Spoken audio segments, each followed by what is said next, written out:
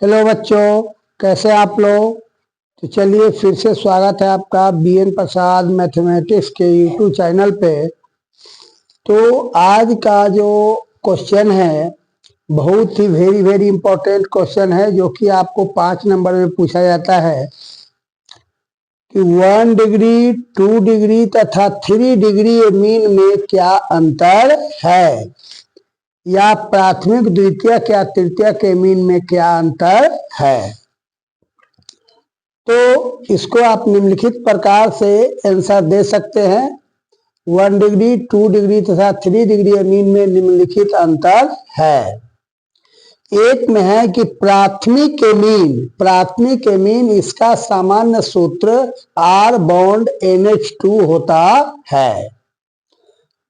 दूसरा में है कि इसका सामान्य सूत्र मतलब द्वितीय के मीन का सामान्य सूत्र R2 बॉन्ड NH होता है, और तृतीयक एमीन का सामान्य सूत्र R3 बॉन्ड N होता है। दूसरा अंतर है कि यह क्षार में घुलनशील होता है, मतलब प्राथमिक एमीन जो होता है क्षार में घुलनशील होता है या विलेय होता है। दूसरा है कि यह क्षार में घुलनशील नहीं होता है या विलेय नहीं होता है। तीसरा क्या है, यह भी क्षार में घुलनशील नहीं होता है।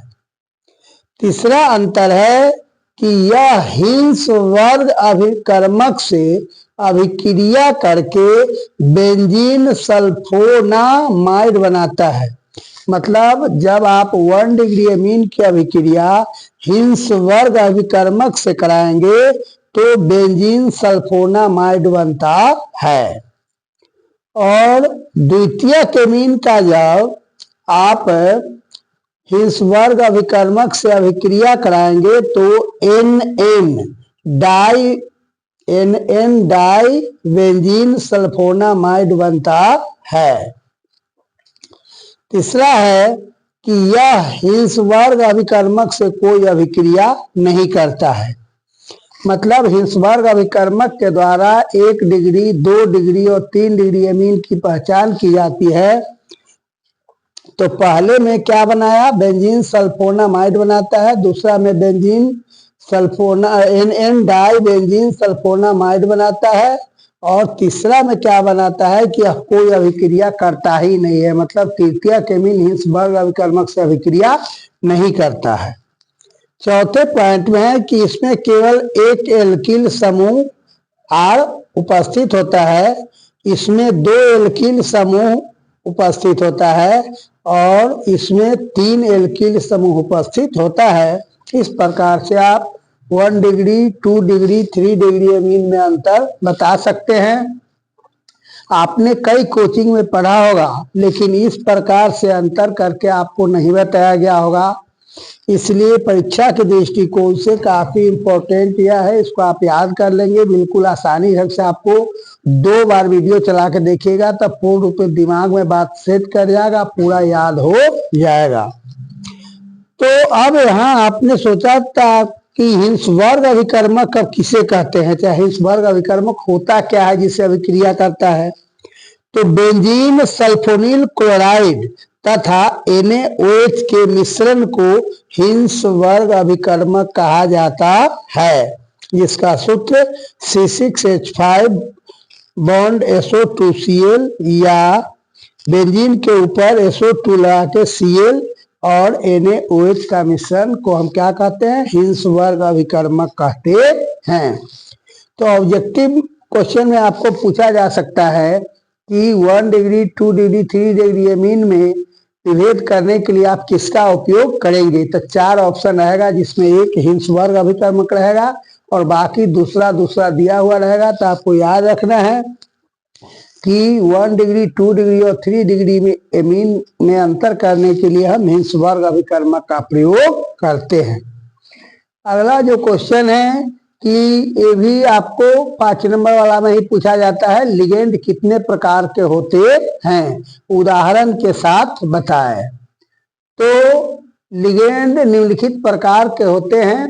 मोनोडेंटेंट लिगेंड, वैसा लिगेंड जिसके पास केवल एक दाता परमाणु उपस्थित होता है उसे मोनोडेंटेंट लिगेंड कहते हैं, जैसे H2O, NH3 इत्यादि।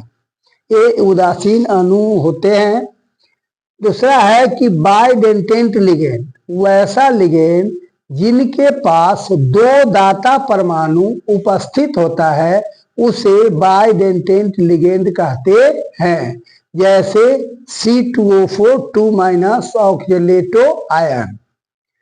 तीसरा है पॉलीडेंटेंट लिगेंड, वैसा लिगेंड जिसके पास 2 से अधिक दाता परमाणु उपस्थित होते हैं, यानी 3, 4, 5, 6, 7 इत्यादि उपस्थित हो तो उसे हम पॉलीडेंटेंट लिगेंड कहते हैं। इसका उदाहरण में आपको EDTA हो जाएगा। एक बार 2 नंबर वाला क्वेश्चन में पूछा गया था कि EDTA का फुल फॉर्म क्या होता है। तो EDTA का फुल फॉर्म होता है ethylene diamine tetra acetic acid को EDTA कहा जाता है। तो EDTA है आपको पॉलीडेंटेंट लिगेंड के उदाहरण है। आपको इस प्रकार से भी ऑब्जेक्टिव में पूछ सकता है कि बताइए कि पॉलीडेंटेंट लिगेंड का उदाहरण निम्न में से कौन है। तो आपको ये 1 डिग्री 2 डिग्री 3 डिग्री का एग्जाम्पल में है, दूसरा दे करके एक EDTA भी रहेगा। तो आप याद रखिएगा कि EDTA क्या है, पॉलीडेंटेंट लिगेंड का उदाहरण है।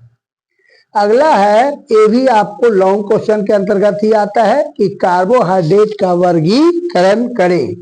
आज के तीनों क्वेश्चन जो है आपको लॉन्ग का ही क्वेश्चन है, 5 नंबर वाला में ही पूछा जाता है।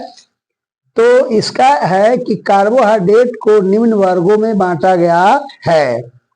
एक में है मोनोसैकराइड, तो वैसा कार्बोहाइड्रेट जिसका जल अपघटन नहीं होता है तो उसे हम, चाहे वह टूटकर अन्य सैकराइड नहीं बनाता है, उसे मोनोसैकराइड लिगेंड कहते, मोनोसैकराइड कार्बोहाइड्रेट कहते हैं, जैसे ग्लूकोज, फ्रक्टोज। इसका आप जल अपघटन करेंगे तो यह टूट करके दूसरा कार्बोहाइड्रेट का निर्माण नहीं करता है, इसीलिए इसको मोनोसैकराइड कहते हैं। दूसरा है ओलिगोसैकराइड, वैसा कार्बोहाइड्रेट जिसके जल अपघटन से 2 मोनोसैकराइड इकाइयां प्राप्त होती है उसे हम ओलिगोसैकराइड कहते हैं। जैसे चीनी का जब आप जल अपघटन करेंगे तो C12H12O11 प्लस H2O यह टूट करके 2 कार्बोहाइड्रेट का निर्माण करता है, जो पहला ग्लूकोज और दूसरा फ्रक्टोज होता है। सूत्र एक ही होता है लेकिन दोनों में क्रियात्मक समूह अलग अलग होते हैं, यानी ग्लूकोज में एल्डिहाइड समूह होता है जबकि फ्रक्टोज में कीटोन समूह उपस्थित होता है। तीसरा है कि पॉलीसैकराइड, वैसा कार्बोहाइड्रेट जिसके जल अपघटन करने से अनेक मोनोसैकराइड इकाइयां प्राप्त होती है उसे हम पॉलीसैकराइड कहते हैं। जैसे स्टार्च के जल अपघटन करने से अनेक आपको मोनोसैकराइड इकाइयां प्राप्त होती है। इसका सूत्र होता है C6H12O5 का whole N plus NH2O arrow NC6H12O6। यही हो गया आपको कार्बोहाइड्रेट का वर्गीकरण। तो आप याद रखेंगे कि जब आप दीर्घ उत्तरीय क्वेश्चन को याद करेंगे तो उससे बहुत सारा ऑब्जेक्टिव ही डीलिंग होगा, इसलिए हर पॉइंट को याद रखेंगे। और मैंने जितना आपको क्वेश्चन बता दिया है उसी में से सारा लॉन्ग का लॉन्ग क्वेश्चन आपको आ जाएगा, 2 नंबर वाला भी सारा उसमें से आ जाएगा। तो अब मात्र 1-2 वीडियो मैं और डालूंगा जो कि एक रिएक्शन का होगा और 1-2 और डालेंगे। इसके इतना ही तैयारी कर लेने से आपका परीक्षा की पूर्ण तैयारी हो जाएगा, ये हमें आत्मविश्वास है। तो आप देखते रहे BN प्रसाद मैथमेटिक्स का यूट्यूब चैनल और इंतजारी करें उस 27-28 तारीख को कि मैं एक ऐसा टेक्निक बताऊंगा कि जो इतना ही क्वेश्चन आपको तैयारी कर लेने से आप A to Z क्वेश्चन का कैसे डीलिंग करेंगे, कैसे अच्छा नंबर लाएंगे। जय हिंद, जय भारत।